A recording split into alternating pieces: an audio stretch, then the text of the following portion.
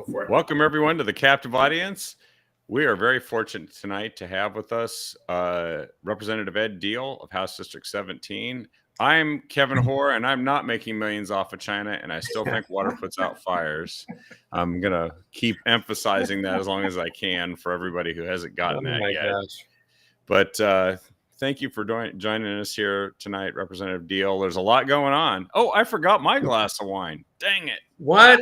I opened a bottle just for you, Kevin. I didn't even think of it, but we do have to promote one of the state's great industries, and Absolutely. So this is from Willamette Valley Vineyards right here. Oh, nice. Yeah. Excellent place. I love it. And my brother and sister-in-law, they got married there, and I actually used to have a few bottles of that from 2004, one of the big fundraisers in the presidential race that year.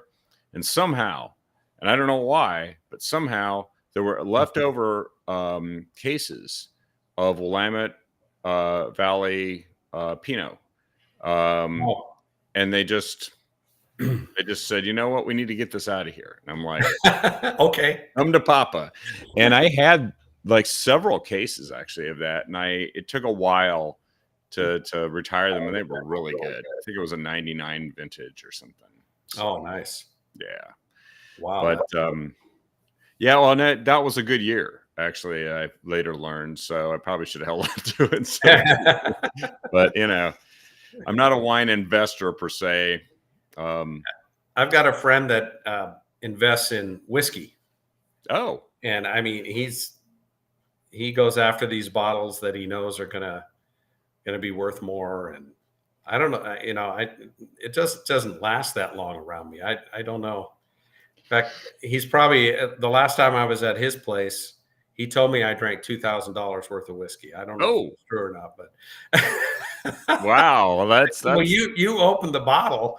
Yeah. You didn't go and say, you better open it or I'll like blow up your house.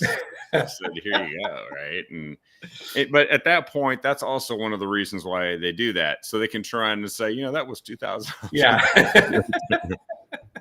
Just so you know, I treat you real well. Yeah. But yeah, that's, it is actually not a bad investment to go after if you know what you're doing, just like art. Yeah. You're right. Especially since many other investments have some pretty bad ups and downs, and these tend to just go up. So, well, it's great that you're here with us tonight. Hopefully Oregon is going to become a better investment. I know the United States is here in the coming days. Yes. I'm very excited about that. I wish we would have seen more action in Oregon. Somebody mentioned they're going to tax the crap out of it. We are going to be seeing a lot of taxes and including a beer and wine tax. So yeah, because they gave up on that last time, didn't they? I don't know. There was a study to study alcohol, substance use, alcohol abuse and treatment. And I supported a study, but I said I will not support a tax. Right. And of course they come back with a tax. There's a whole story around that. But well, nothing wrong with studying it. There's nothing wrong with making sure that there's public information. I think that one of the things though is that they're going to tax whatever they can, and they're going to spend it on whatever they want. And they're like Rep. Noss has said on a couple occasions in his local paper there that it's great because Republicans can't stand in the way anymore to pass much needed taxes. Yeah. So they are going to find a way to tax. There are a couple state property tax bills in the works. There is a personal property tax bill. I don't know if that applies I think it applies to corporations. So they would tax basically your personal assets, your corporate assets. Really? Yeah, Oregon Catalyst did an article on it. Yeah, I just posted. I saw that yesterday, and it's Paul Evans. He just can't get enough of it. But why don't these guys run on the much needed taxes platform? Why don't they run ads saying, you know what we need to do? We need more taxes. We need more taxes. There's no tax I don't like. And the most important thing is that that we raise your taxes. I think they should run on that. They never do. I think they should run on that because I don't think that, in Representative Tracy Kramer lost to new Representative Munez, I think is how you pronounce her name. She barely won. I've met her. She seems like a nice lady, but I don't think they voted for her to raise taxes. No, I really don't think they voted for Representative Munez to raise taxes. So I hope she realizes that. Yeah, it's even possible that the non-citizens who are voting in our elections didn't vote to raise taxes. That's actually possible. Yeah, yeah, I know. Which would mean that race is definitely not one that was modeled after raising taxes. No, that one. I swear there was some monkey business going on that one. Oh yeah. Well, monkey business begets monkey business, and this is what we're going to get because, frankly, the people in charge want more monkey business, and they feel that the voters told them, please, more monkey business, more taxes, more non-citizens voting, all good. And I saw that there actually was there was a discussion before the election and the immediate aftermath of doing something about these voter roll issues. But I think that's just going to die. I'm not sure. Well, I'm afraid that's the case too. I got a chance to talk to our new Secretary of State, Tobias Reed, yesterday before the governor's speech, which was the most uninspiring speech, most I've ever heard. There were two things, though, that she said that we can talk about that I agree with. But we have a meeting. I will be meeting with Tobias Reed to talk about election integrity, and I hope we have a good conversation. Well, come back and let us know how it goes, because a lot of the time they try to say things behind closed doors that make you feel good, and then they come out and they do what they always do, which is they preen for the cameras. And let's face it, nobody runs for Secretary of State and says, that's all I want to do forever, is be Secretary of State. That's a stepping stone to the governorship. Yeah. And he'll probably have competition from an attorney general guy, as well as a host of other people that might want to run for that. And so they're all going to be thinking, I better not tick off the groups that help me win the Democrat primary, because that's usually all you have to do. Well, Tobias got a endorsement from one of my Republican caucus members. And then a few weeks later, he sends out a letter to raise money against, and in that letter, he calls Donald Trump supporters anti-democracy, anti-woman extremists. My wife was very surprised that she was considered an anti-woman extremist. Yeah. So he comes out with this letter. It's just, that's not very disappointing. Well, and Tobias should go and explain why he knows so much more about women than women. So he's a real expert. And so, but you know what? They ran on abortion and not on raising taxes. Yeah. So what are you getting? Well, you already had abortion. So what you're really going to get are taxes. And that's the big lie. Now, yesterday, maybe this is a good thing to kind of launch into, is the State of the State speech, which is often ignored or soft pedaled by the media. Like, the governor told us all the things that she's going to do in these next 2 years, and then they don't do what they would do to any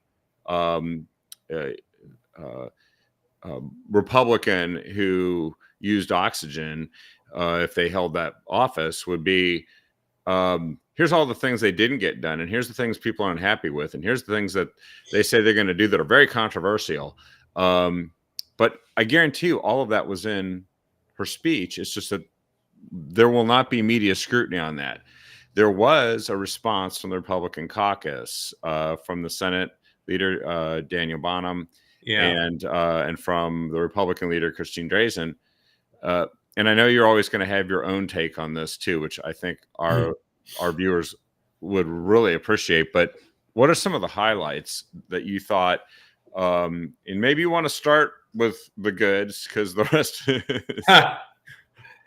that'll be a short discussion, and then we can move on to the other stuff. What struck me is I was right in the front row.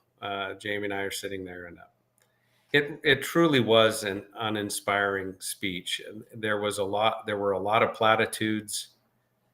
There was a severe lack of enthusiasm in the room. Yeah. A room dominated by people who would generally say support her. Yeah. So that was something I was kind of struck by.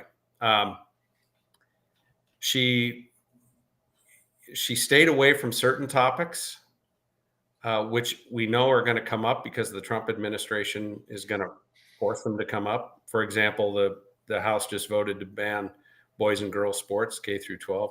Yeah. Some of these social issues, she steered away from some of the social issues, I'm sure intentionally. That's interesting. Yeah.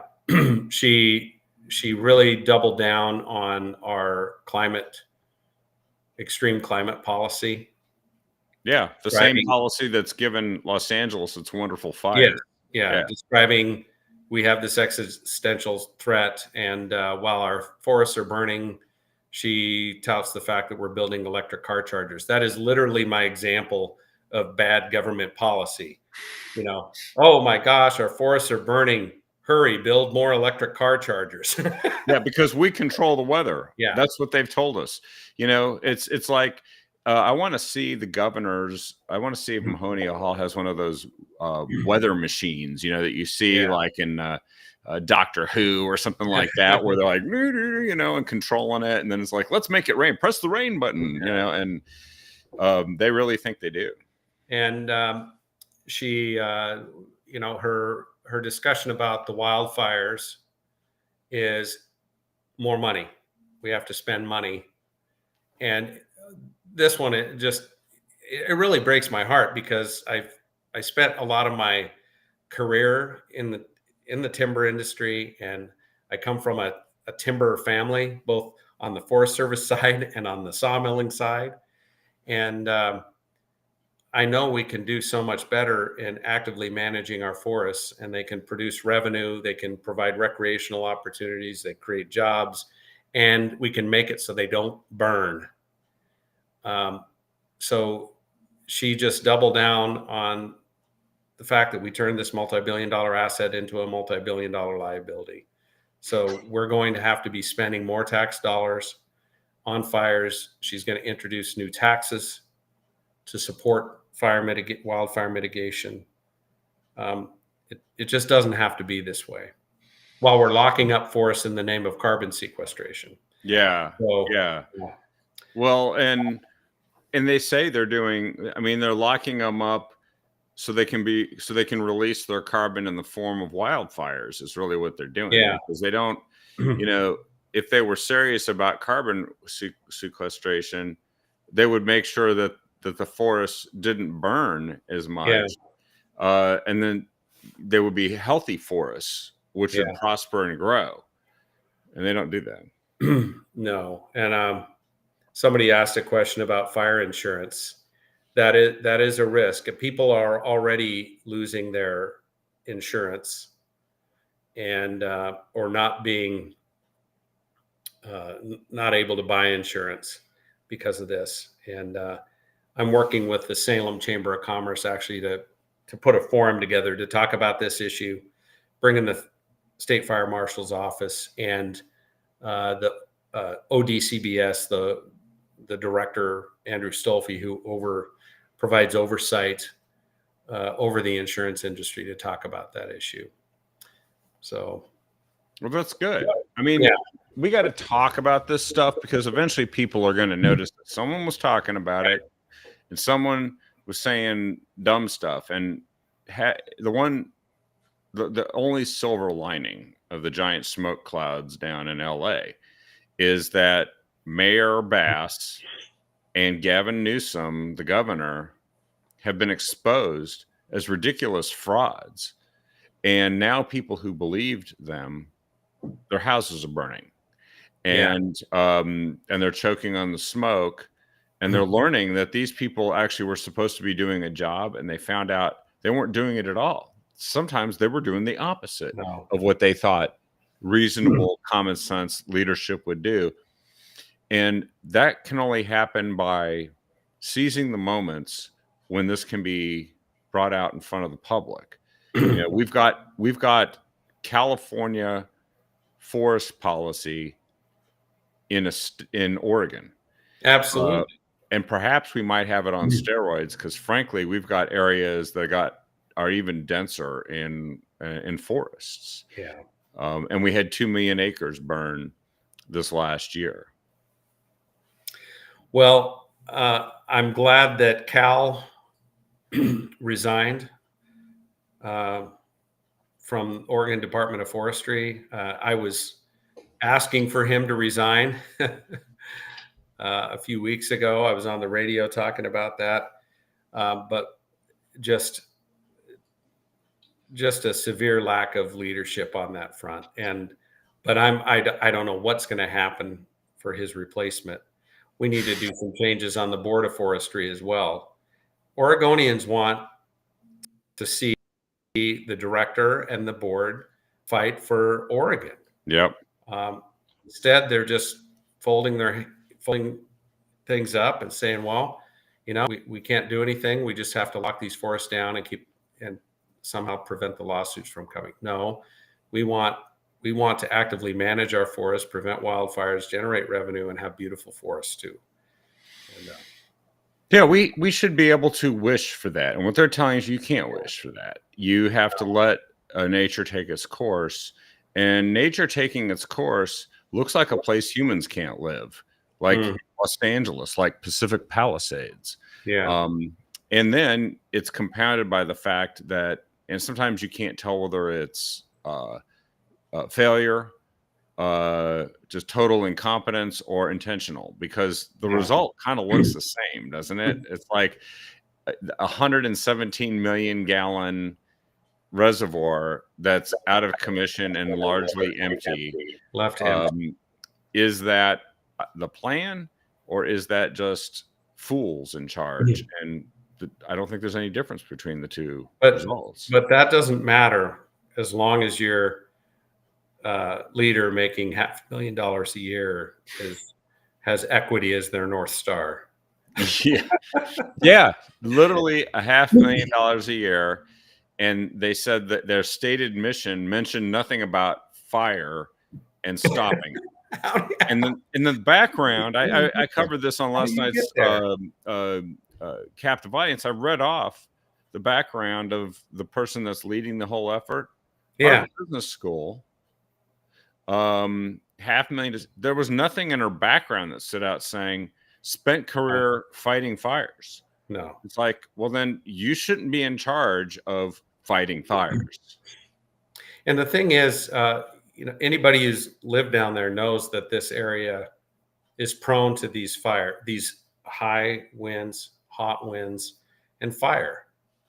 So then they built a bunch of homes up there, and then they decided, well, they let the fuels build up and the brush build up, and so they created this perfect storm, and they were not thinking at all about how to prevent the exact situation that happened, which is just disastrous. And then when you say something about it now, they say, well, you know, you're just exploiting, you're dividing people, you're just exploiting this for political purposes.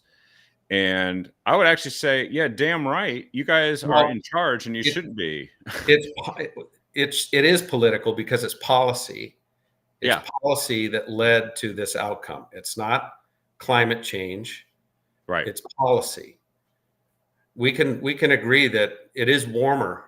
Okay. Well, and our forests are drier. Well, what do you do about it? You don't build electric car chargers. No. You manage the forest accordingly. and that's what's not going on. So I hope that this brings some attention at the federal level. I hope it gets the attention of the whole country, because some things have to change at the federal level. You know, one other thing that we did, we wrote and was joined with some of my colleagues, joined me in a letter to DOGE, the Department of Government Efficiency. We wrote to Elon Musk and Vivek Ramaswamy about the federal plan to hire hunters and kill 450,000 barred owls to save the spotted owl at a cost of $1.3 billion. No way. Really? Yes. So this is the Forest Service plan to save the spotted owl. So, well, wait, I thought we shut down our logging and put 28 million acres or so in the Northwest in reserve to save the spotted owl. Well, 30 years later, the spotted owl is still in decline. Why is it in decline?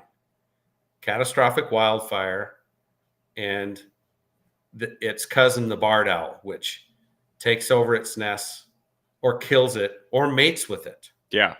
Yeah.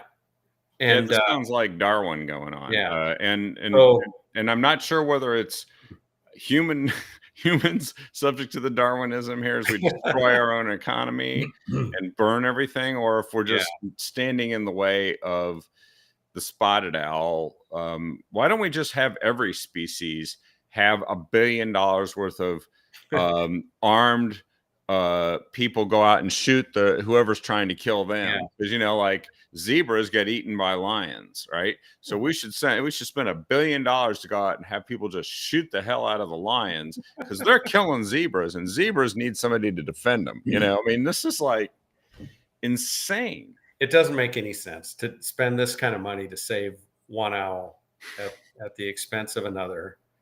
But the spotted owl is kind of this sacred being to a lot of environmentalists in Oregon. And if it goes extinct, which is their fear, well, then there goes their reason for locking down the forest in the first place. Yeah, that's true. And if they keep it alive, just barely floating along, it'll always be there, and they'll always have a reason not to cut not to actively manage these forests. Yeah, so also the entire funding and emergency funding. See, that's the thing. When you say something right now, it's like, well, it's no time to talk about that stuff. We have an emergency, so we need emergency funds. Well, if the government's creating and causing every emergency, there's going to be an infinite amount of emergency funds unless there's a reckoning. But they are not. Everything is a constant emergency. They're always out of money because they're creating a problem that if they create an infinite amount of the problem, they need an infinite amount of the cure to fix it afterwards. So there's going to be people saying, well, you can't cut firefighting resources. We've got these huge fires. Yeah. Well, we had the special session here recently. It cost Oregonians plenty to fight the fires this year. It was a huge bill. And so we had that special session to provide funding because the Department of Forestry was insolvent. So, do you know Cam Perry?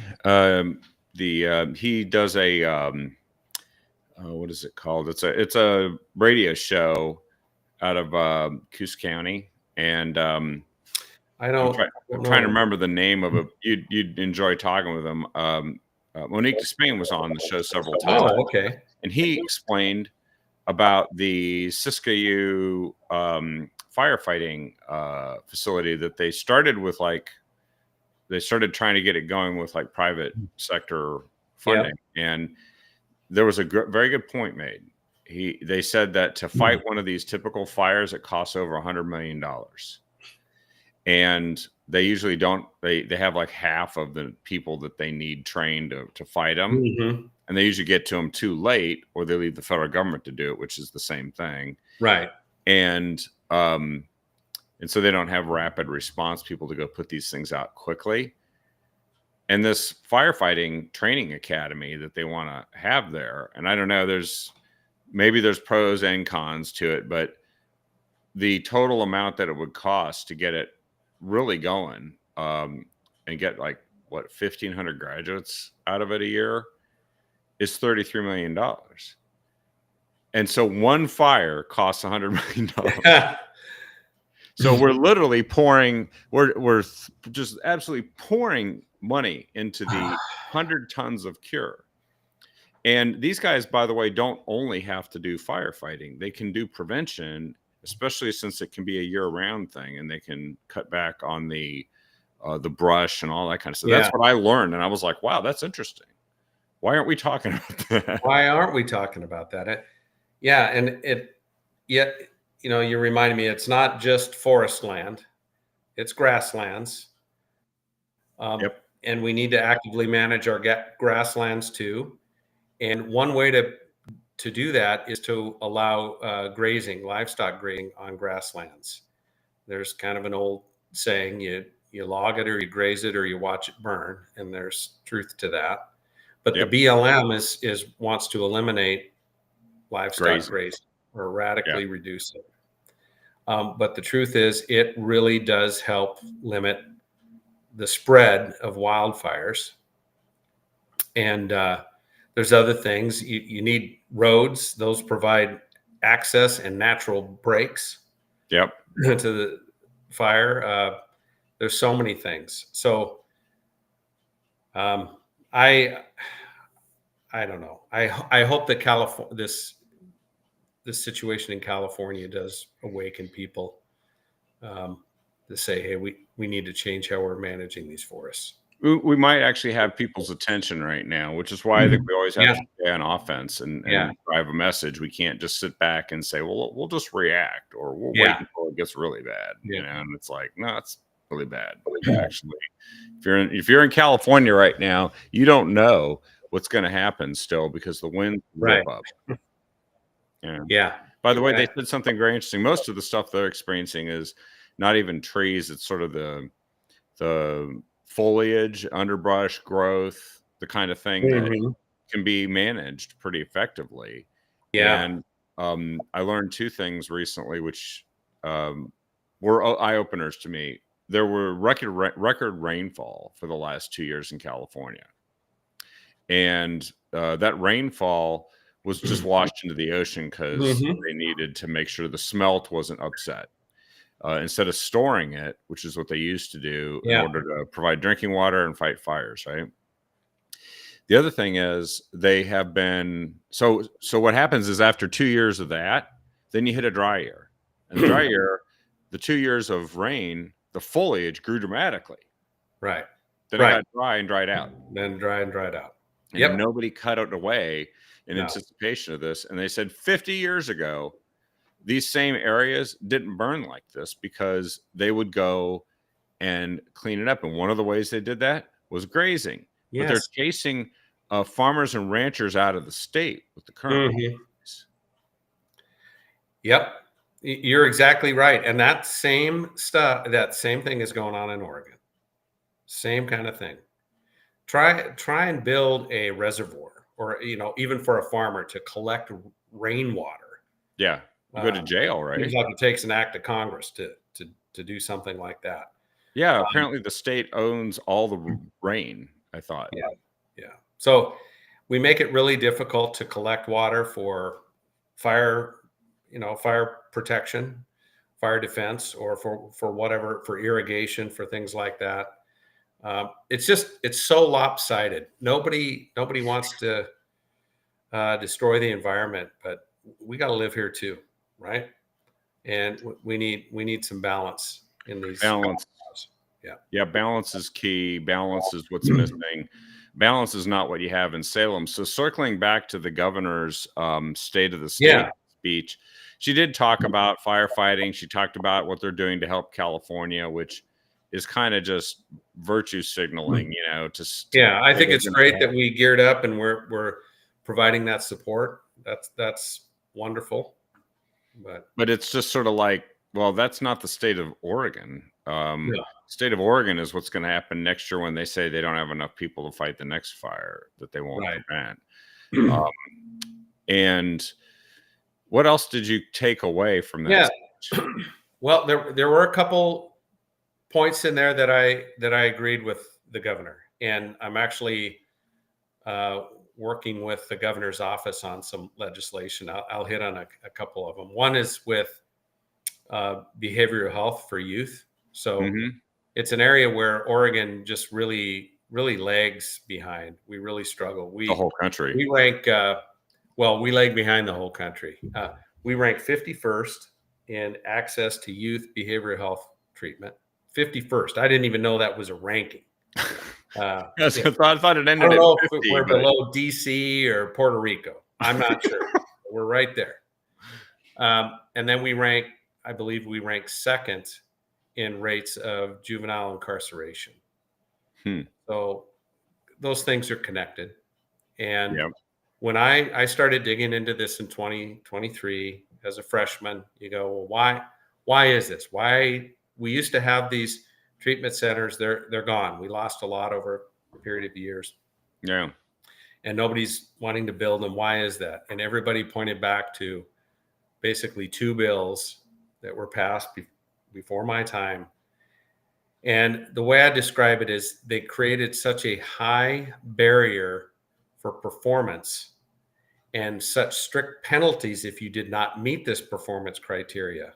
Not penalties for the organization and penalties for the worker, that it's created this huge disincentive to even provide this care. Hmm. The way the rules are written, if you have a violation, you can be shut down. It's not like, hey, get a warning, fix your problem. And they will come out after the worker for abuse. I don't, I'll assume that the intentions of the authors were good, but what they have to realize is they've created a situation with these bills that have removed access to care for youth. Yeah. And so what happens is they end up in the criminal justice system. Some of them that get help, they go out of state. They have to go out of state to get that help. And so this bill is trying to correct that situation. And I was working on this or exploring this, and I found out that Representative Rob Noss, who I disagree with a lot on the healthcare committee, Yeah. we agree on this issue. And I found out that the governor's office was working on this issue. So I'm fully prepared to join them and put my name on this bill and see if we can make it work. Well, that gives you a hand in what happens with the bill, because you and I both know that every good idea usually gets married with some terrible idea, or it gets turned into something that isn't what it was in the beginning, and then you are being attacked for voting against something like that. I'm very sensitive to that, and also I know that this bill is going to face strong resistance from the author of the original bills. Oh, yes, and really? Yes. So she's very outspoken. Senator Sarah Gelser Bluin is very outspoken in support of these bills. I hope that I just hope she understands and can see what the ramification was around these. So, but I'll find common ground, and if the governor's going to support this and work for it, I will support her because it's the right thing to do. Solve the problem you can solve. Yeah. Another related bill, and she mentioned both these in her speech, not by bill number, but by issue, is we need to make some changes to our civil commitment laws. Where if you have someone who is a harm to themselves or harm to others, it's next to impossible to get them into treatment unless they agree to treatment. And frankly, some people who are not in their right mind are not going to agree to treatment when they need it, and then we'll be better off for it. So we're looking at changes, and some of that is being led by one of our Marion County commissioners, Danielle Bethel. And another bill I plan on reintroducing with one of the Democrat House members, Tom Anderson. We'll take a stab at that and see if we can bring more balance to our civil commitment laws. Well, it's good that some Democrats want to see balance to the laws. That's where it starts. They do. There are. But it's been a challenge. These special interest groups are very loud and vocal against it. So you don't find many Democrats that are brave enough to go against those groups. Well, Yeah. no, those groups, because I know who they are. They're the bodily autonomy people. They're the people that made the laws so that literally you could do anything to yourself, to society, commit whatever crimes you want. It's not your fault. You're the victim. Not your fault. And you're just exercising your bodily autonomy. Over your mental health, no matter how nuts you are and how many terrible things you do. And those people are the ones who designed Measure 110 that gave us famously one of the biggest crises in the country at a time that the entire country was facing this crisis. Well, and Lori's asking if I have a bill number. We don't have bill numbers for these yet, but I will share those when I do. You're exactly right. That's the situation. And so that mentality that, it's like tolerance to the extreme. And then you end up with violence and antisocial behavior. And so what's the response? Well, it's to not deny honest law-abiding citizens their rights. So we have a whole slew of gun bills. So, okay, we don't provide mental health care to young people. So there's some violent acts going on. So what do? Well, we raise the age to buy a gun to 21. That's the response when the vast majority of young people are using guns in a law-abiding and safe fashion. So they take the response is to take rights away from law-abiding people, and we see that over and over again. Well, isn't what's insane about that is that the people committing crimes, by and large, aren't doing so legally with legal weapons. So you're actually curtailing legal use, possession of a firearm, and you're not curtailing illegal, current illegal use of it, which the people selling fentanyl, they're not using guns that they went in, showed their identification, and went through a background check, passed it, and then got their firearm. They're buying it from another fentanyl dealer on the street. Another way that it plays itself out, and now I'm seeing it in my small town, is you allow a certain amount of theft to happen without repercussions. What's a few broken windows? Then what happens? Then when I go to the store, stuff I buy normally is locked up now. in my town of Staten, I was down in Jefferson too, little town. They're having to lock up certain things because of theft. Well, if we were cracking down on this thing and didn't allow it, that wouldn't happen. So now everybody else, all the law-abiding citizens, are inconvenienced because we're not willing to enforce the law. And I think that has a ripple effect. It's the broken window policy. When people see that, they lose respect for the law because we're not bothering to enforce it. People who are on the margins that might not otherwise have engaged in that activity say, you know, it kind of looks like a free for all to me. Why am I? When I go downtown Salem and I see homeless people defecating on the street and they do nothing about it, but I get a parking ticket. And I have to pay a fine for spending a few minutes too long in a parking spot. It's outrageous. It's outrageous. And I think I saw this in Eugene just a number of weeks ago, a Rite Aid, I think it is.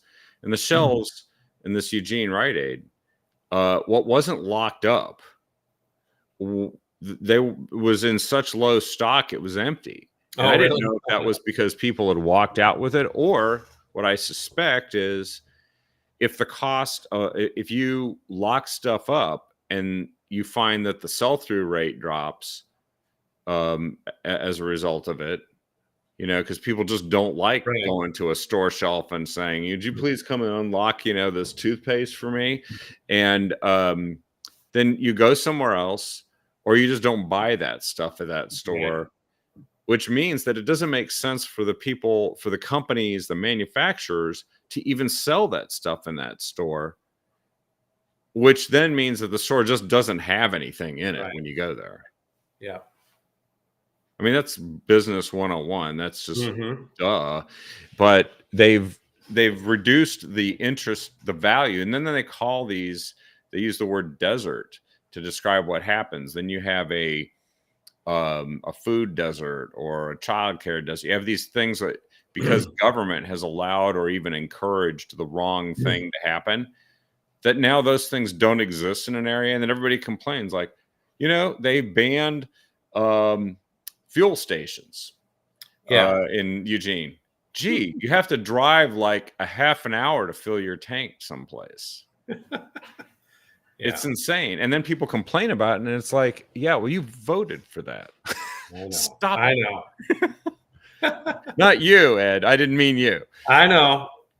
Well, hey, you want to talk about some things we're trying to do, some good things we're trying to accomplish? Definitely. And I don't know if there's any other things that the governor highlighted that. Yeah. Because I think those property taxes are definitely going to get some people's attention.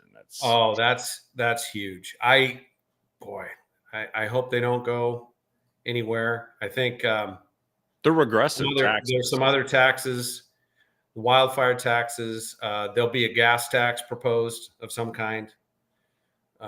Tolling will be on the table. What else was I thinking? There'll be a multitude of other taxes that'll be on the table that we're going to be pushing back on for sure. And I want agency accountability before I'm going to vote for any more taxes. It's not going to happen. Yeah, because it's going into a black hole of bureaucrats and regulations and rules that you can't. Yeah. They're if they aren't getting you with the taxes, they're smothering you with the bureaucracy and the rules. Right. So, I can't think of anything else in the governor's speech that's sticking out right now. Well, what are some of the things that you mentioned are positive that you think you can? Well, not from the speech, but what you guys are working on. Well, for us in the super minority, there's just what areas can we poke at to try and make some improvements. We don't set the agenda; we respond to the agenda, and so one thing on the accountability issue that I'm going to bring is a bill to really measure. We're spending millions on this homeless industrial complex. How can we effectively measure outcomes? And what would that look like? And so I've connected with a group in Portland that has a process they go through to actually measure outcome. It's quite simple. They're looking for programs that are targeting chronically homeless, people who are truly unhoused, not the folks that are couch surfing, but truly unhoused. What are those programs? How many people are they able to help? Are they stable a year later after getting that help? Yeah. And how much are they spending per person to do that work? Some really simple metrics. So why couldn't we evaluate these NGOs on some simple metrics like that? And so I've got a bill that I'm working through. I should have it wrapped up this week that will do that and just add a little bit of accountability to these NGOs in the homeless area. So I'm hoping that would get some traction. Bipartisan traction. Yeah.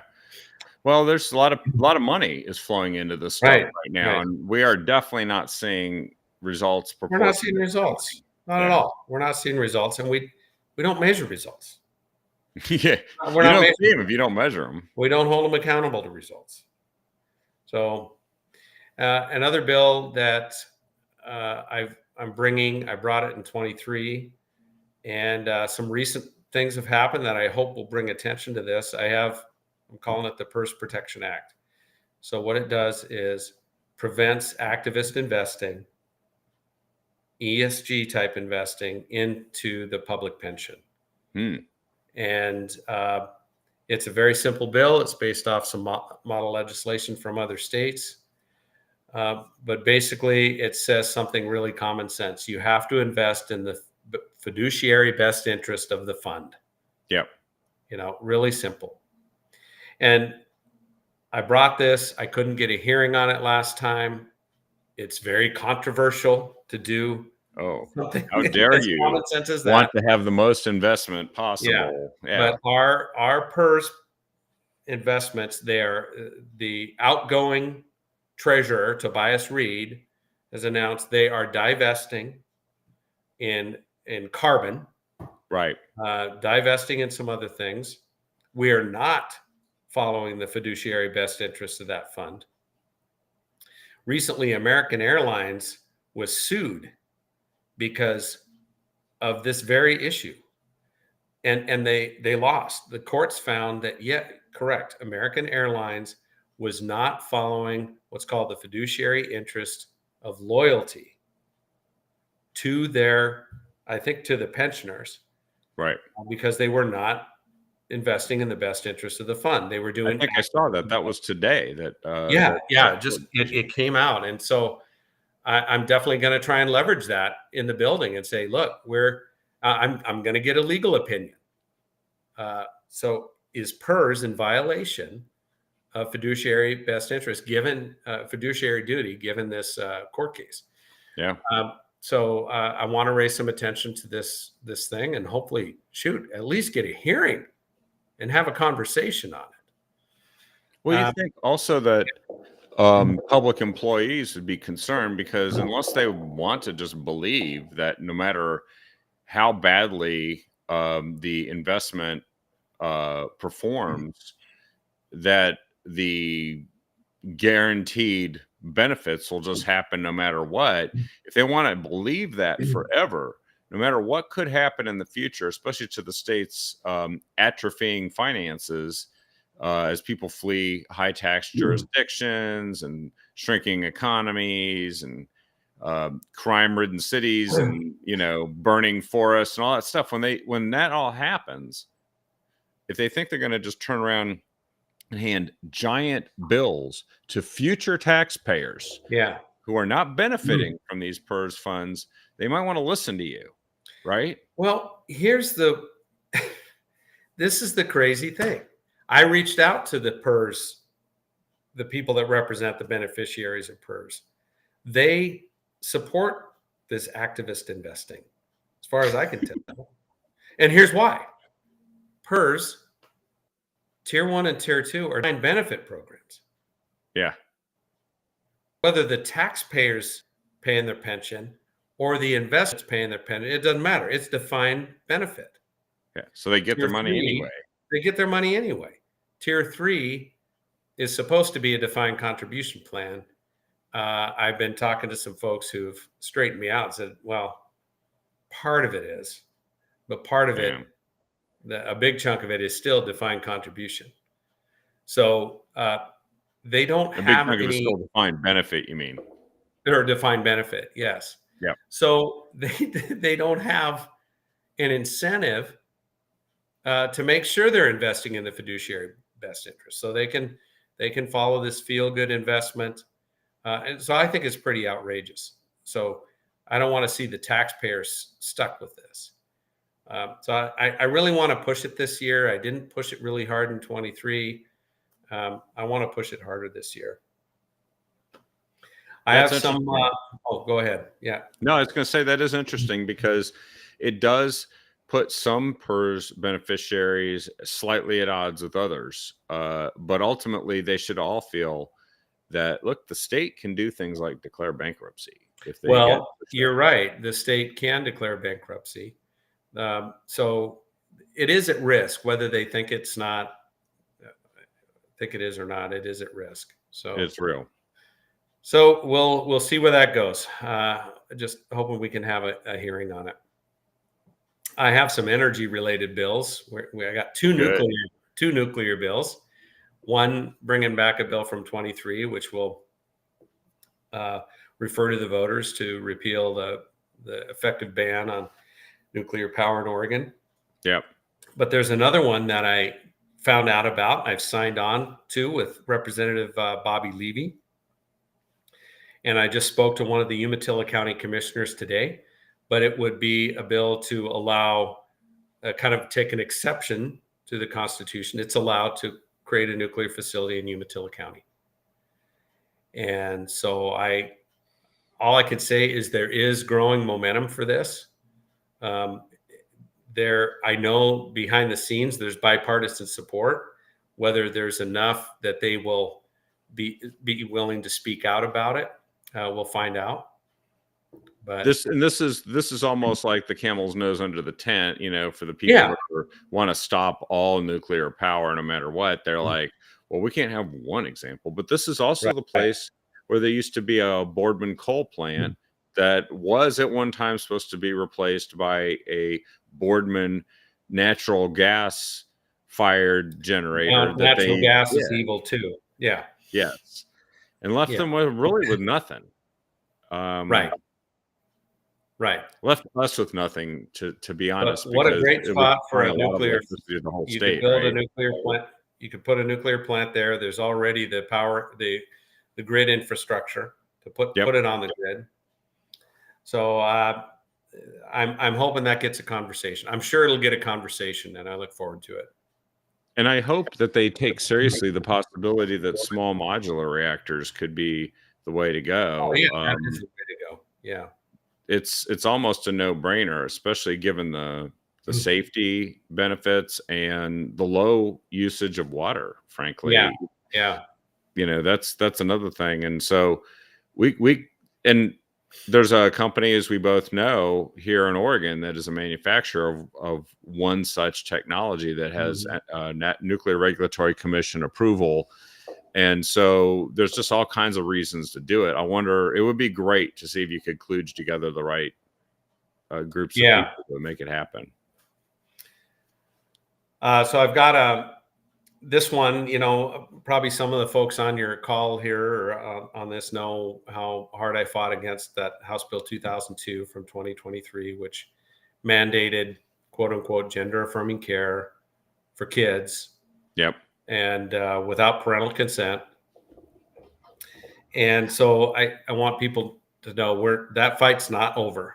That fight is not over. And I've been working that in the interim with, there's a gentleman who has just done a deep dive into this issue. And with his help, what we have learned, kind of the backstory to House Bill 2002. I'll try and recap it real quick. In Oregon, we have a Health Evidence Review Commission. This commission's duty is to do a systematic review of evidence for certain treatments to determine if there's efficacy, if they work. Yeah. And that would determine if insurance is going to cover it, if we're going to offer these treatments, that kind of thing. So they were doing an evidence-based review in early 2023 on gender affirming care. Their draft report, they never got farther than a draft, but that report said there is a paucity of evidence that this works for youth. They could not find the evidence that hormone treatments and these surgeries work for youth. So what happened is the supporters and advocates for quote unquote gender affirming care pushed House Bill 2002. Oh. Mandated the care. Yeah. Protected the doctors and gave HERC an excuse not to complete their study. So they abandoned the study.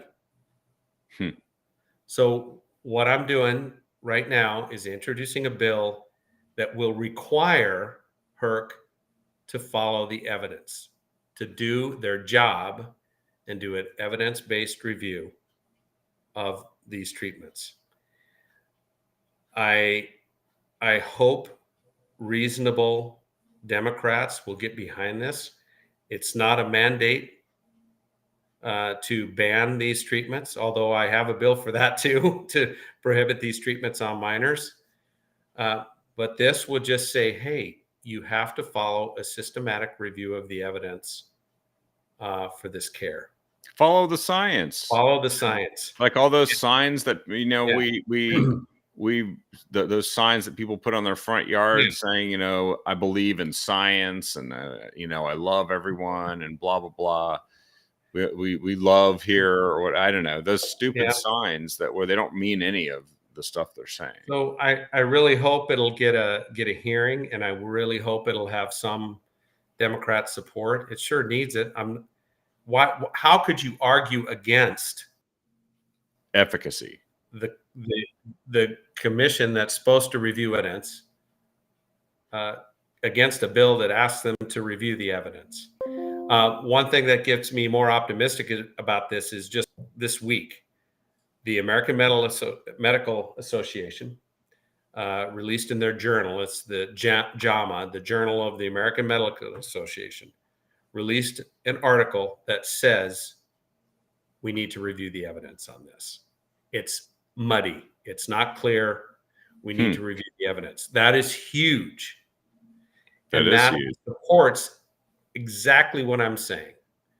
So then also the gentleman I'm working with, he had a Freedom of Information Act. He did a deep dive, getting email correspondence between the Oregon Health Authority and HERC and the doctors involved in this. There's a lot of concern. They don't talk about it. It doesn't come out necessarily. But there's a lot of concern. There's a lot of doctors in Oregon that say, I don't know about this. I don't see the evidence for this. So I think we have a really strong case, and I'm going to push this one really hard. I don't give up on this stuff. No, and everybody knows you for doing the right thing and not giving up, giving floor remonstrances that address these things. And you don't call people names and shout. You just get out there and you try to appeal to common sense and things that people claim to value, like science.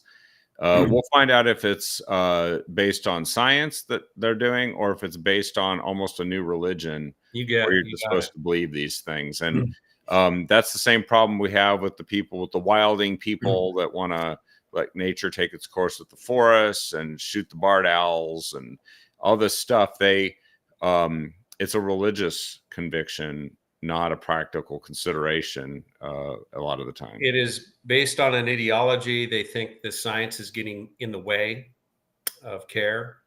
And some recent papers, the ideologues believe just the child should have autonomy. Bodily autonomy. They're basically saying now, we know the evidence isn't there, but it's the child's personal autonomy that should rule the day. Yeah. They're basically admitting now that the evidence doesn't exist. Well, and they have to, because they've been banning these drugs and surgeries in Europe, where for youth, where it was once, those are the first places that made it legal. Right. And now they're getting rid of it. The Nordic countries, Denmark, they're starting to ban these things, not just pussyfoot around it, but literally outright say, no more. We're not doing this anymore. They're saying no more, except if it's in a research setting, right? Yeah. Because they've done studies. That's why we know what the studies are probably going to show, right? Yeah. And I'd like your listeners to know too that I'm joining Rep. Dwayne Juncker, one of my colleagues, to bring a bill to require voter ID. Nice. And bring a bill to require proof of U.S. citizenship before you register to vote. I hope they get a hearing. Those shouldn't be controversial, right? I mean, I think 80% of Americans expect voter ID. I think close to 90 have no problem with requiring proof of U.S. citizenship to vote. Yep. But yet we will face an uphill battle in Oregon just to even get a hearing on those bills. But we're going to find out what our federal representatives think, because the SAFE Act is going to come forward in Congress, Yes. and they're going to have to vote on it now. They can't. Chuck Schumer's not going to be able to just bury it. Right. I think there's going to be pressure from above in the federal level, and then you start pushing it from the state level. And You got it. there's a good reason to keep fighting and believing and appealing to the truth and common sense. But in the governor's budget, she's got $1 million a year going to the attorney general for basically a Trump agenda defense fund to fight against. Yeah, well, everything that is going to come down from the feds that we want to see. They're going to fight it. They're going to, in other words, protect Oregon values. Yeah, they're going to spend time making sure that murderers and rapists can't be deported that were let into the country by the Biden administration. I welcome that debate. I welcome that debate too. Yeah. Do I have time to tell you a story on that front? Sure. Let me just throw in real quick, by the way. DEI is collapsing everywhere. Meta is dumping it. We know Walmart did. There's a list of 25 companies that are dumping it. Major brands: American Airlines, Boeing, Caterpillar, CNN, Coors, DoorDash, Ford, Google, Harley Davidson, Jack Daniels, John Deere, Lowe's, Lyft, McDonald's, Microsoft, Nissan, Polaris, Snapchat, Stanley Black & Decker, Tesla, Toyota, Tractor Supply, Walmart, Wayfair, and Zoom are dumping. And you know what's driving that in part? Is there some recent court cases that have said DEI is discriminatory, which we knew all along. We did. But people are suing that it's resulting in discriminatory workplace environments. So they're being advised by their legal counsel, drop this thing. And so they're dropping it. It's not because they've had some change of heart. Yeah. Dropping it. And now I think they feel they have political cover to do it. They're not going to have some federal legal cover come in and save them from these lawsuits. They're going to, so now they have to. Yeah, that's right. And I would swear to you, there are hundreds, if not more, of individuals working in Oregon state agencies that probably have a legal case. And I wish some of them would come forward and be willing to talk about this. And I think I have access to a lawyer or to a legal firm that would be willing to take up these cases if they have a legitimate case and go after it, because in every Oregon agency has DEI. In every Oregon agency, equity is their North Star. Yeah. And that is impacting a lot of people, preventing promotions, preventing you from being hired. Preventing them from doing their jobs. Yeah. Like the Los Angeles Fire Department, Yeah. Well, and I heard that there's about $100 million being spent on DEI across the Oregon state government. Yeah. That's a lot of money. It's a lot of money. You could widen some highways with that. I mean, I'm smiling. It's so absurd. Well, yeah. Let's conclude with this story that you were mentioning. Oh yeah. So we were talking about you were talking about some violence and some illegal immigrants and crime. So I went into my barber the other day and in Salem, and this is a very nice lady, but I've never talked politics with her. But I walk in and she's talking about stand your ground laws and how she doesn't feel safe in her own neighborhood anymore. Yeah. And this lady, she has bright red hair. I swear, it's not natural red. It's painted red. Sometimes it's different colors. She's got tattoos all over. She's got piercings all over. She listens to wild music. I intentionally never talk politics with her because you had to assume a razor blade in her hand sometimes, right? So, yeah. But she started talking about this issue, and then they started talking about the immigration and the injuries and stuff that are due to gang crime that's showing up at the Salem hospital.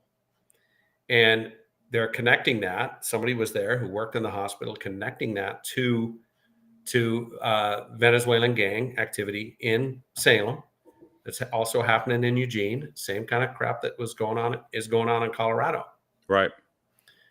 And so my barber came around in front of me and said, I don't know what you think about Trump, but he's the only guy that is speaking honestly about this issue. Your jaw must have just hit the floor. Yeah. And Don't I you said, wish you "Oh, just that's had like interesting. do a video short of I'm a that. I'm a state representative."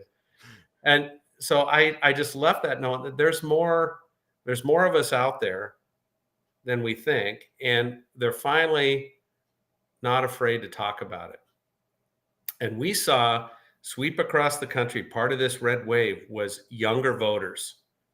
Younger voters are waking up. They want the truth. They want moral foundational truth. And there's a huge opportunity in Oregon to bring more conservatives.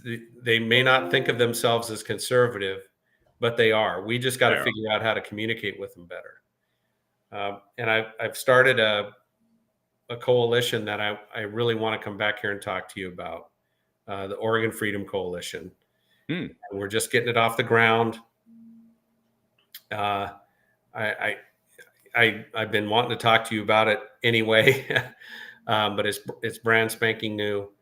But I really see this as something that will help the conservative movement in Oregon to rally the conservative base, to bring new, younger voters in. I'm coordinating. I'm working with Turning Point USA. There's an opportunity here to have a grassroots conservative revolution in Oregon. And there's no reason that red wave should have stopped when it hit our border. No, and it might be a revolution that looks uniquely Oregon. Yeah, it does. Yeah. So anyway, I'd love to talk to your group more on that when we have things set up a little more. You've already got people volunteering to join. All right. Well, go to OregonFreedom.com.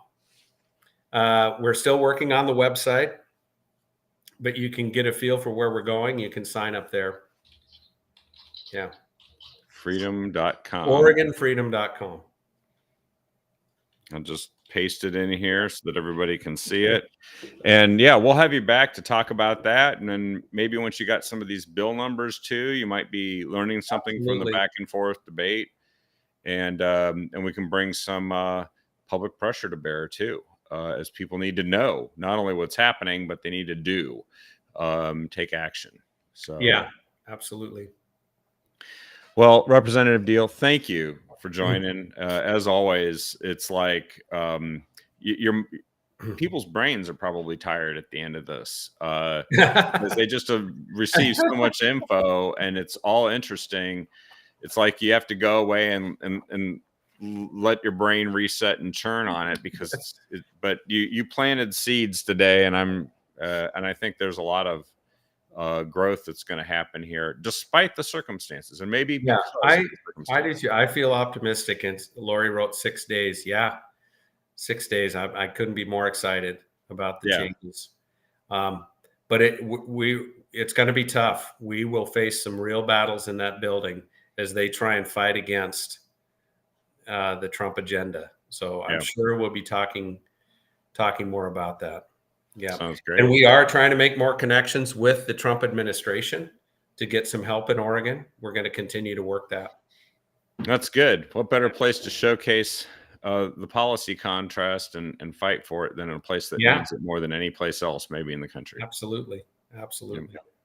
Well, thanks again for joining us. You bet, Kevin. Thank you. And thanks to everyone for watching us here. Share the show with everyone you can. You know somebody that needs to know what's going on here, and keep their eye on what's coming up. Or as Jesse Jackson, the only time I quote him, keep your eye on the prize. It's out there. Yeah. Meanwhile, sip a glass of fine red wine, and we will be back tomorrow night.